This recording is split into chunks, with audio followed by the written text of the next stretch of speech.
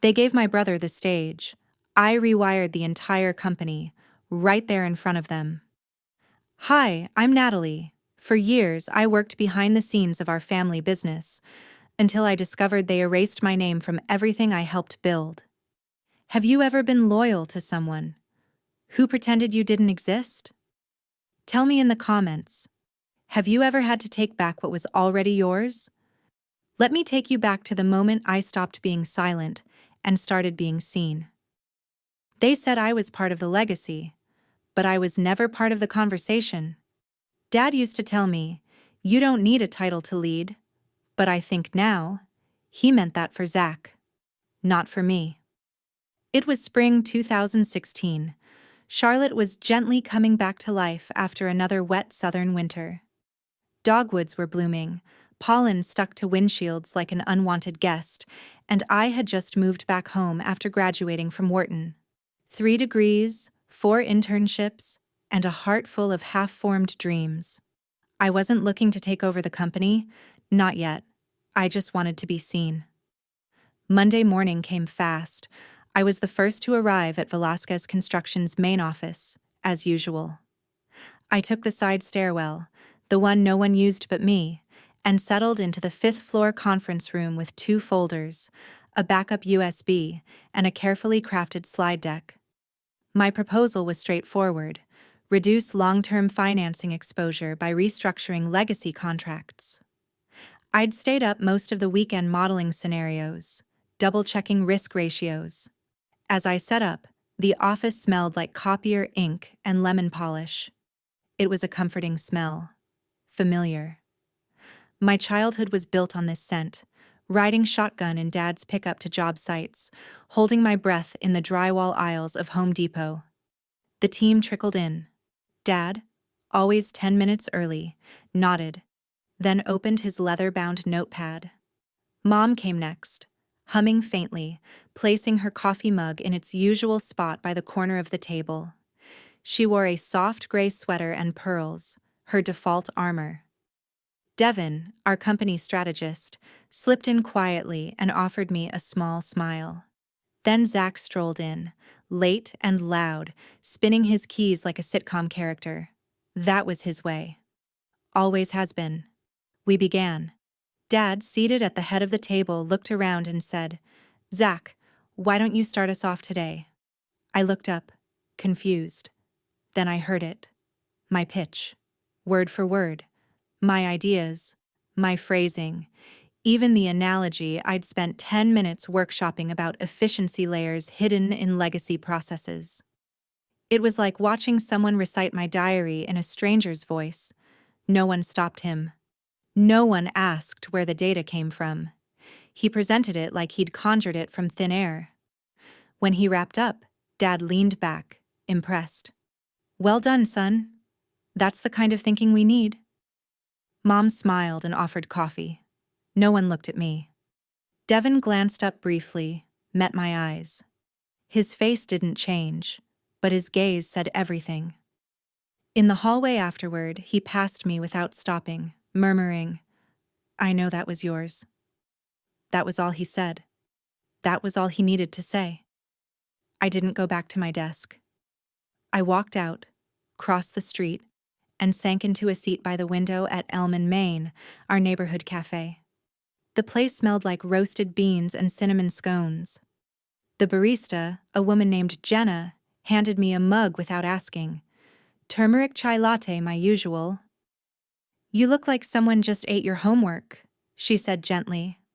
I offered a smile I didn't mean. I opened my laptop and created a new folder on my desktop. Shadow Contributions, 2016 onward. The name came to me so easily it startled me. I didn't cry, I didn't curse, I just documented. That was the first moment I realized I was going to need receipts. Not for revenge, not yet. But because if I didn't keep track, no one else would. A ding from my inbox broke my focus. Subject: Congratulations to Zach Velasquez, appointed Director of Strategy. Attached: a company-wide announcement, a stock photo of Zach shaking Dad's hand, and a suggested thank you template for team players. I stared at it for a long while. No acknowledgement, no footnote, nothing about the analysis or the projections I'd spent days compiling. I was erased so cleanly it almost felt surgical. I leaned back and closed my eyes. And suddenly, I was 12 again, walking a muddy construction lot in rubber boots, trying to keep up with Dad's long strides.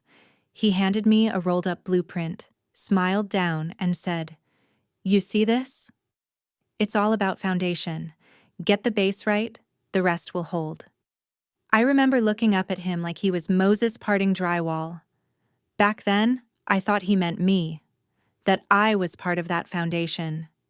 But that Monday in 2016, with my chair cooling beside me and Zach's face in my inbox, I realized I was just another loose plank, uncounted, unsecured. Before all this, there was another time, less public, but just as telling. I was 19, home from college for spring break. Dad had brought blueprints to the dining table and asked for my input on a new residential development. I stayed up until 2 a.m. sketching models, even designing a drainage optimization that cut material costs by 12%. When the plans were finalized, I saw Zach's name on the design credit. Mine wasn't mentioned. "It's just internal," Dad said. "You'll get your shot." Back at Elm, Maine, I stared at Zach's corporate photo until my vision blurred. The cafe had thinned out, and the playlist had shifted to soft jazz. Jenna reappeared, wiping down the neighboring table. "Need a refill?" she asked. I shook my head. "Rough morning?" "Something like that." She nodded and moved on. It was one of those rare kindnesses, the kind without questions. I looked back at my laptop screen. The folder glowed faintly. Shadow contributions, 2016 onward. I hovered over it, my finger hesitating above the trackpad. Then I clicked into it and started a Word document. Title: Pattern of Removal. I typed slowly at first, then faster. Every instance I could recall. Every credit was reassigned. Every decision is quietly redirected to someone else. Somewhere between line 14 and 15, I paused. A memory surfaced. Zach, age 15, crashing Dad's site meeting because he was bored, interrupting engineers with ideas pulled from a YouTube video. Everyone laughed. Dad had said, "Natural leader, that one." I think I stopped laughing that day. Back in the present, my inbox pinged again. This time, it was an auto notification. "Welcome, Director Zach," from the HR system. I closed the tab before reading. I sat there until the cafe lights dimmed. I hadn't moved in hours, except to type. I wasn't plotting anything. Not yet. But I was done pretending. I wasn't angry. Yet. But I am awake now. In families, loyalty is expected. In business, it's exploited. Mom used to say, "You keep us stable, Natalie." I didn't realize she meant I should keep quiet while the ground shifted under my feet. By the summer of 2020, I was living mostly in my car. Not literally, of course. But between grocery runs, emergency board calls, and late-night budgeting, my hatchback had become my mobile war room. Some people hoarded toilet paper. I hoarded spreadsheets and Clorox wipes. The Velasquez construction building was practically empty due to lockdowns, and I'd long since given up on the idea of a corner office. At that point, I'd have taken a stable Wi-Fi signal and 30 minutes without someone calling me sweetheart on a Zoom call. The numbers weren't good. Revenues had dropped 40% in 2 months. Supply chains were frozen, projects delayed, clients anxious. Payroll was due in 5 days, and we didn't have enough in the liquidity buffer. So I did what any panicked daughter/analyst would do. I sold my personal stock portfolio. It wasn't a grand gesture, just a quiet, necessary one. I liquidated index funds I'd been building since undergrad and funneled the proceeds through a temporary holding to cover a week's worth of payroll. HR never knew where the buffer came from. I didn't tell them. Devin did, though. He saw the wire memo and sent me a 2-word message. "That you?" I replied with a thumbs up emoji. A second later, he wrote back, "Didn't think Zach knew how to spell liquidity." That made me exhale. Not a laugh, just breathe. But it was something. I ran the rest of the day from my car, parked outside a Target. There was something ironic about drafting a crisis response plan while watching people load family-size packs of paper towels into their trunks. I balanced my laptop on the center console, hotspotted my phone, and dialed into a tense call with our lender. Negotiations took hours, but eventually I secured a 3-month deferral on our interest payments. It gave us breathing room. Midway through that call, I glanced at the Zoom tiles. Zach sat back in a leather chair, throwing around terms like liquidity elasticity and cost-conscious innovation with the confidence of a man who'd just skimmed a glossary. I muted my mic before I laughed. He wasn't helping, but he was certainly performing. That night, I emailed a proposal to my parents about adjusting ownership structures to attract external investors. It was smart, sustainable, forward-thinking. A 20-page PDF with footnotes, charts, and a timeline that could have saved the company if they'd let it. Elaine replied 4 hours later, "This isn't your call to make." No greeting, no acknowledgement of the results I'd pulled out of thin air. I sat in silence, rereading the sentence like it might morph into something softer. It didn't. It stayed cold, formal, dismissive. I didn't even bother asking Dad. He hadn't responded to one of my financial memos in months. He preferred phone calls, short, vague ones with Zach that I was never invited to. Later that week, while reviewing the family trust documentation Devin had flagged, I found the knife.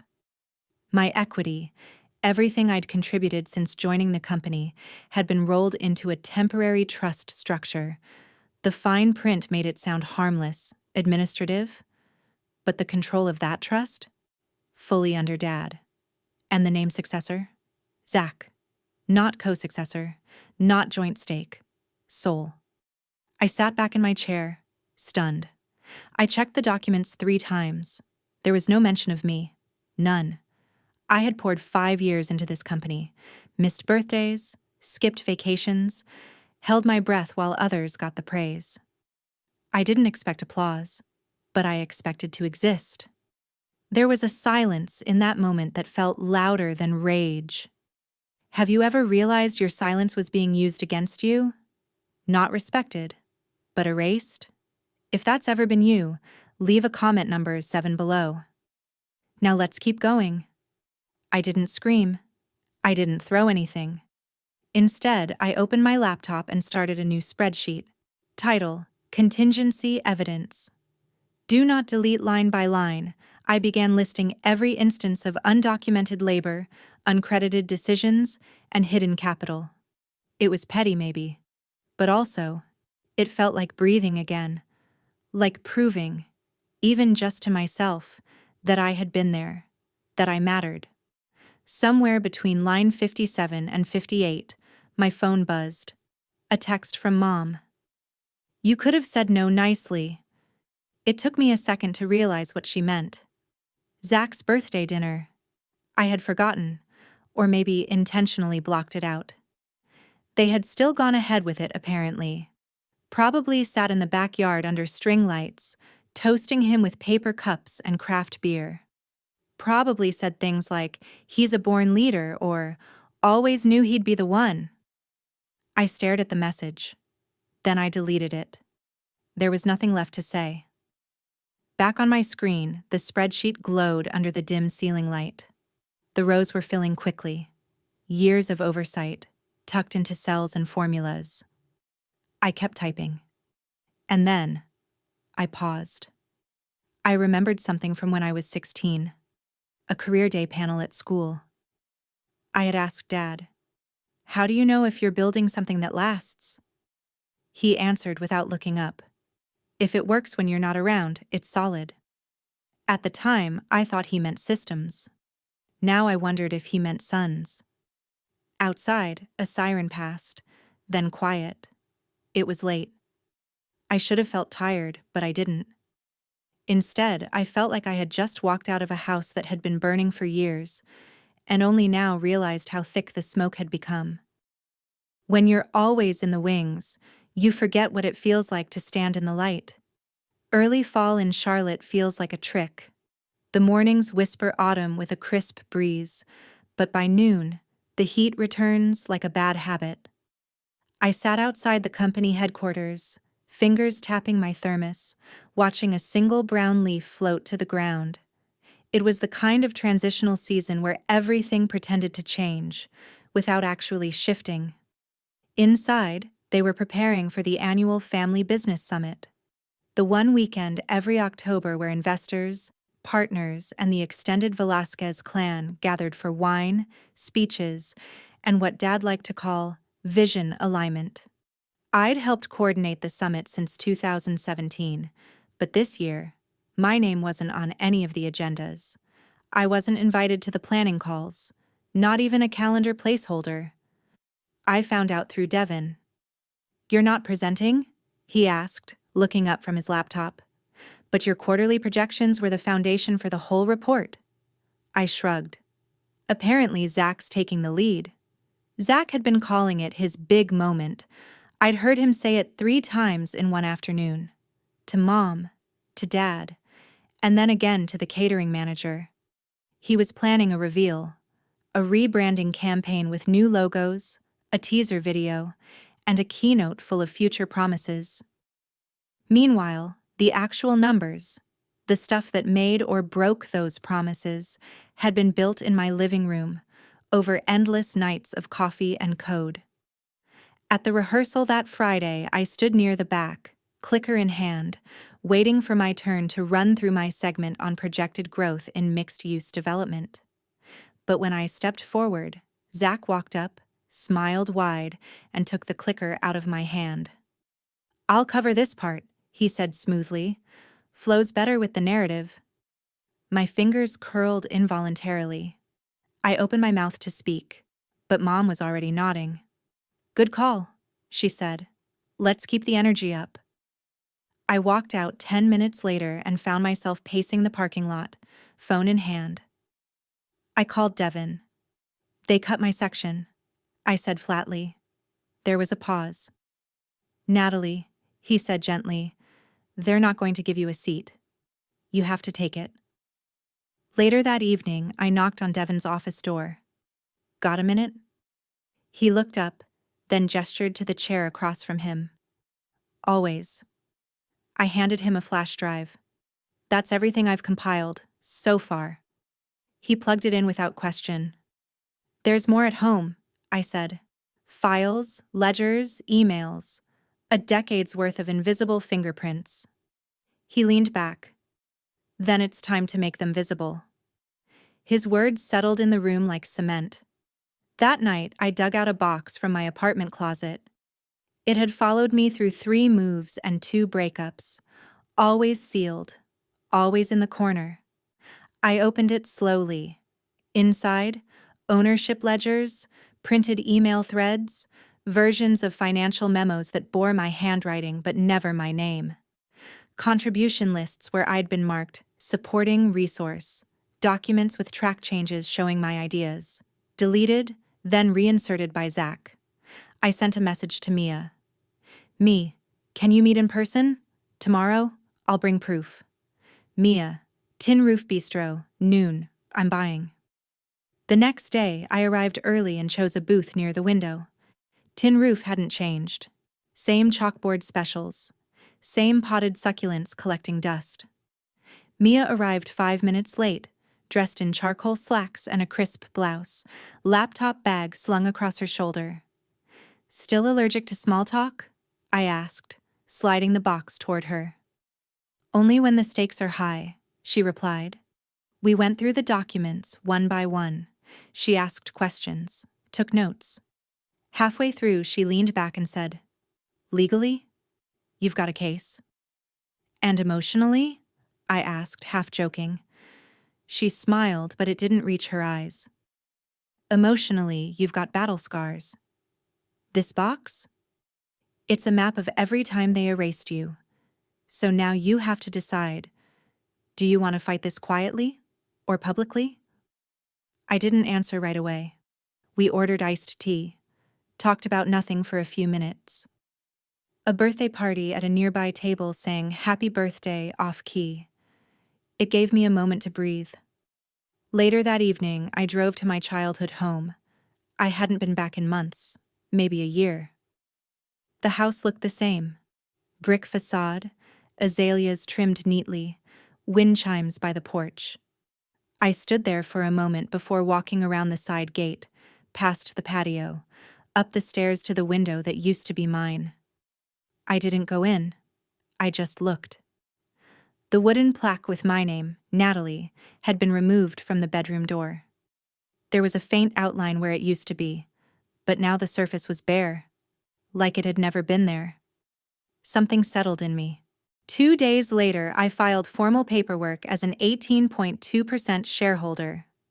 A clause buried in the bylaws allowed for discretionary speaking rights if a stakeholder held more than 15% equity and submitted written notice 2 weeks prior to the summit. I clicked Submit.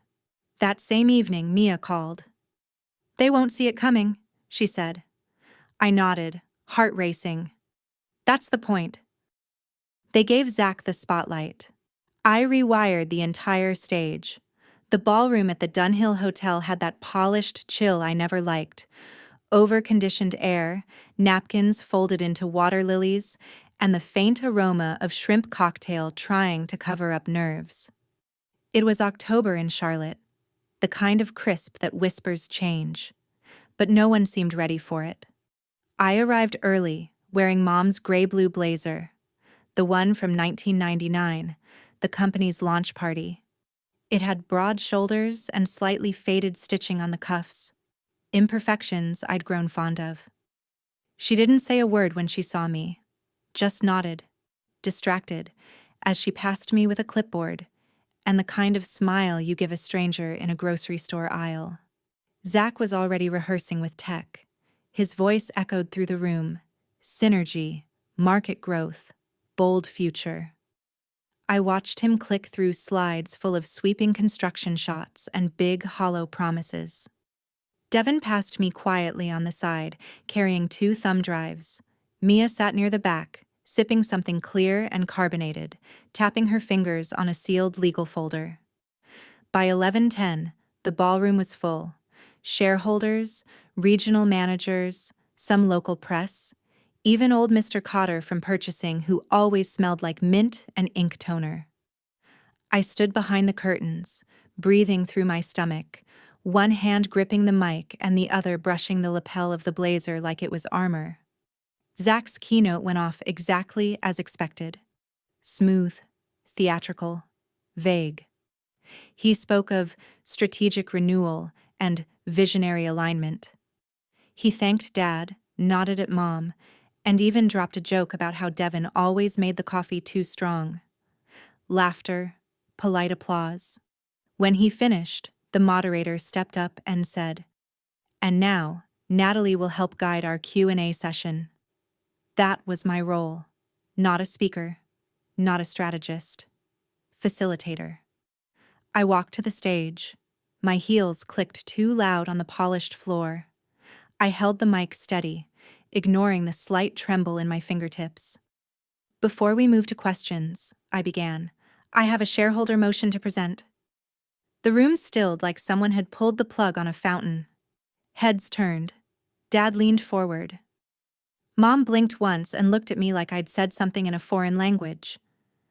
Mia stood and walked to the front, passing out manila envelopes with precision. Devin, already at the tech booth, swapped Zach's keynote with a new slide, Silent Contributions, a timeline of recovery, 2020 to 2023. I clicked the remote once. A spreadsheet faded in. My name is Natalie Velasquez.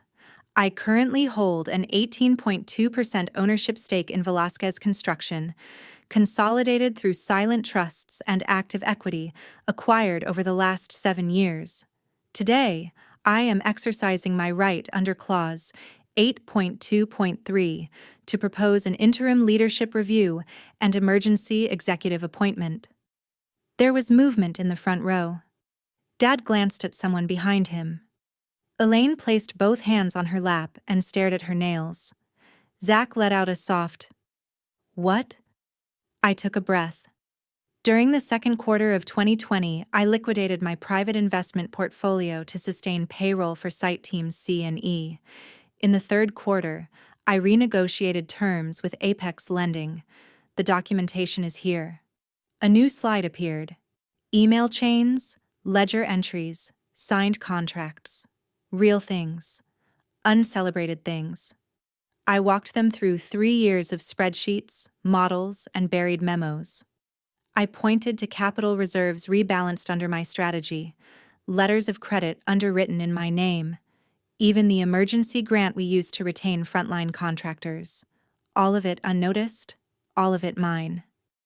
This, I said softly, holding up a single page, is a transfer of funds from my grandmother's estate. It provided emergency liquidity during the worst quarter of 2021. It was signed off by this board, without acknowledgement. There was a pause, just long enough to let that settle. Then the final slide came up. No legacy without acknowledgement. My voice cracked once, only once, on the word legacy. I saw a few brows furrow in the audience. One woman in the second row mouthed, "She did all that?" Devin nodded from the corner. Frank began to rise, but I kept speaking. "This isn't revenge," I said. "It's reclamation. A quiet one, a measured one. But make no mistake, it's happening today." Have you ever stood up? Not to attack, but to reclaim what was always yours? That quiet kind of courage? If you know what that feels like, drop a comment number 9 below. Let's see how this moment unfolds. Zach's face had gone pink. He stood frozen, hand still near the mic stand like he wasn't sure if he should take it back or throw it. Elaine wouldn't meet my eyes. She rubbed her bracelet with her thumb. And then, just behind the rows of reserved seating, I heard one clap. Then another. Mia. Then Devin. It wasn't a standing ovation, but it didn't have to be. I turned slightly and looked up at the chandeliers, the same ones from the company's first press event. Back then, I was in a borrowed dress, passing out name badges labeled volunteer. Today, I rewrote the labels. I closed the laptop and handed the remote to the moderator. "Now," I said, "we can take questions." The takeover took 6 minutes. The fallout took much longer. The morning after the summit, Charlotte was cloaked in a soft, unwavering rain, the kind that coated sidewalks in a slick sheen and made tree branches bow like they were exhausted from holding too much. I stood at my window, a mug of lukewarm coffee in hand, watching droplets gather on the ledge like tiny decisions waiting to fall. There were 38 unread messages in my inbox. The subject lines bled passive aggression. "Hope we can talk soon." "Bit blindsided yesterday. Was that really necessary?" Elaine's message came with no subject. Just 6 words, clipped and clinical. "Hope you're happy now." No punctuation, no warmth. Just like her. Devin met me at the office that afternoon. Not the 5th floor, the old space on 2, where I used to balance payroll and pride. We boxed up my things in quiet harmony, the kind that comes from shared knowing. Pens, 3 worn-out notebooks, a stress ball shaped like a bulldozer. And then, near the back of the drawer, Devin held up a dust-smudged USB stick. "Zach campaign," he read aloud. His brow arched. I nodded. "Let's save that for a rainy day." He slipped it into my palm like a secret. We passed a framed group photo in the hallway. Zach in the center, arms draped over both parents. I was in the corner, cropped by a potted plant. I didn't stop walking. Later, at Freedom Park, I watched orange and copper leaves spin through puddles. The bench under the sycamore was empty, so I sat and let the rain mist my coat. For 10 minutes, I watched a father teach his daughter to toss breadcrumbs at ducks. The little girl squealed each time they waddled closer. It was peaceful in a way the boardroom never was. My phone buzzed. A voicemail. Zach's voice was syrupy with steel underneath. Congrats, I guess. Bold move. But here's the thing, Nat. Every spotlight comes with a shadow. Watch yours. I didn't flinch. I didn't save it. That night, a package waited at my door. The navy scarf I'd forgotten at my parents' house, neatly folded. A yellow post-it on top. No need to bring this back. Elaine's handwriting. Elegant, cold. I pressed the fabric to my face. It didn't smell like home, just dry lavender and resignation. Back inside, I opened the hallway closet, the one I hadn't touched in months. Inside was a cardboard box labeled 2018 to 2021. I carried it to the living room, sat cross-legged, and peeled back the lid. Old project plans, photocopies of whiteboard notes, Polaroids from staff retreats, most with Zach in the foreground, but a few caught me laughing in the background, holding a dry erase marker or balancing coffee cups. Invisible labor. Proof of presence. I found a photo from the week I almost quit. March 2020. The caption in Devin's handwriting, "You stayed." That changed everything. I remembered that week. Remembered sitting at this very table ready to email my resignation, but I didn't. Something, maybe pride, maybe defiance, kept me there. And now I know why. It wasn't just loyalty, it was ownership. Mia sent a confirmation text that made everything feel both surreal and permanent. Board signed. It's done. Interim CEO, effective Monday. I stared at those 4 words. It's done. Until they blurred. Then I reread them. Again. And again. The next morning, I walked into my new office. 5th floor. Bigger windows. A plant I didn't recognize stood by the window, half wilted. Someone had left lemon drops in a crystal bowl. A small white box sat neatly in the center of the desk. From HR. Inside, my old nameplate. Natalie Velasquez, finance associate. Scratched. Turned upside down. I held it in my hands for a while. Turn it right side up. Still scratched. Still mine. I leaned back in the chair. No lumbar support, but I didn't care. And let the silence stretch. The kind of silence you don't rush. The kind that lets memories knock softly before they leave. I opened the voicemail folder on my phone. Scrolled down to one labeled Dad 2017. His voice was younger then, less tired. Don't worry about the titles. You're always my builder, Nat. You've got the foundation. Back then, I replayed it when meetings went badly or Mom ignored my ideas. It was a comfort. A lie, but a comforting one. This time, I listened through without blinking. Then I deleted it. The moment the screen went dark, I let out a slow breath I didn't realize I'd been holding for 7 years. Devin stopped by with coffee just before noon. He didn't say much, just handed me the cup and set a sticky note beside it. Today, breathe. Tomorrow, blueprint. I smiled, folded the note and tucked it into my wallet. By 4 p.m., I had a draft agenda for next week's leadership restructuring, a to-do list with 14 items, and an old thumb drive I still hadn't plugged in. But I wasn't in a hurry. Before logging off, I walked over to the window, looked down at the city that once felt too big for me. It didn't feel that way anymore. My reflection stared back, older than I remembered, but steadier. And behind me, on the desk, the upside-down nameplate caught a sliver of fading sunlight. Maybe the fallout was longer than 6 minutes, but some storms are worth walking through barefoot, especially when the ground beneath you is finally yours. They tried to silence me. I made it structure. The late November sun warmed the corner of my new office just enough to soften the edges of the day. The walls were still bare, on purpose. One plant near the window, A low bookcase with no trophies. Just a copy of The Soul of a Building and a small ceramic owl from a summer fair I barely remembered. Outside, the trees on East Boulevard had mostly shed their leaves, but one stubborn maple clung to its last bits of fire red. I admired that. Inside, the hum was quiet, intentional. Voices in the hallway were lighter. The new hires, fresh out of UNC and NC State, brought coffee in mismatched mugs and spoke with purpose, not volume. I like that too. Mia sat across from me, papers spread out between us. Structure's solid, she said. Articles amended.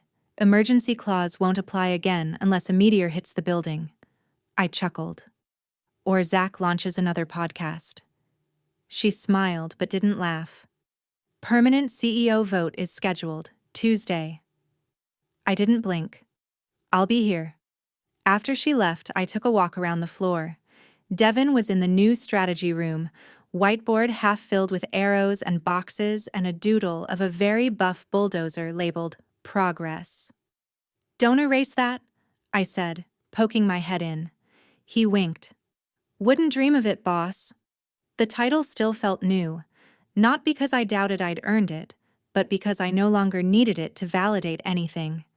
It was a tool, not a trophy. Back at my desk, I opened the drawer marked Personal.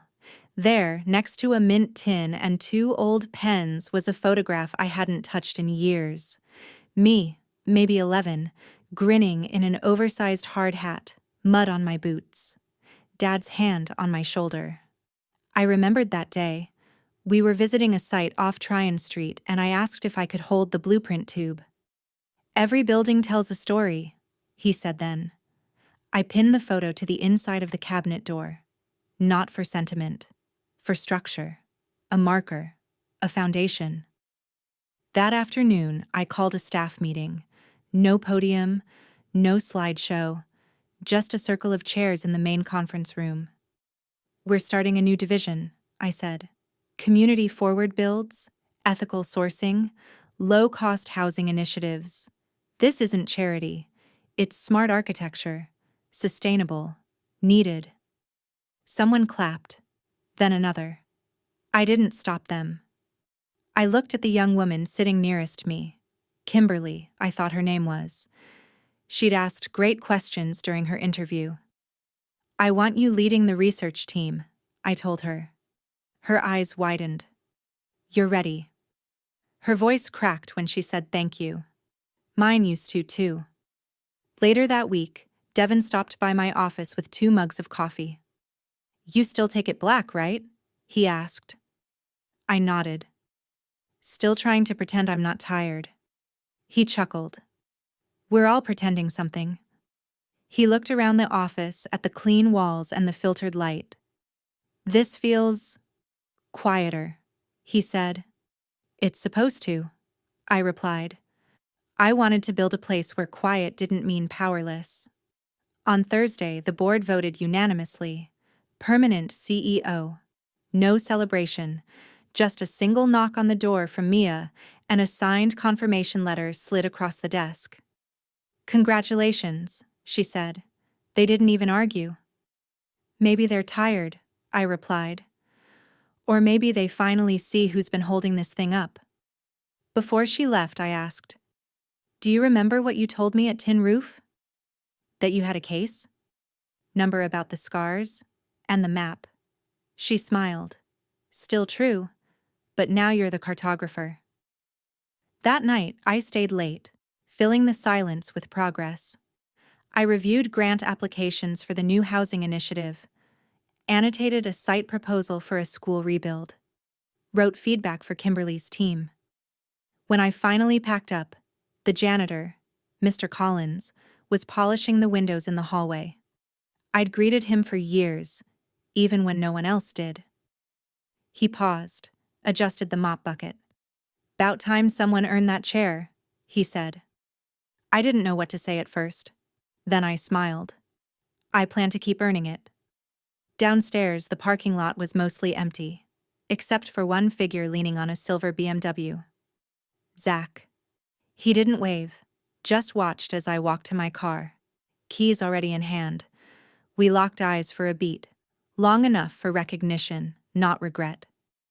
I didn't flinch. I drove away without looking back. At home, I hung up the gray-blue blazer in the back of my closet. Next to it, I tucked a new one. Simple black. No brand name, no shoulder pads, no armor needed. Before bed, I poured a cup of chamomile and opened my notebook. At the top of a fresh page, I wrote, "Legacy isn't what you inherit. It's what you refuse to bury."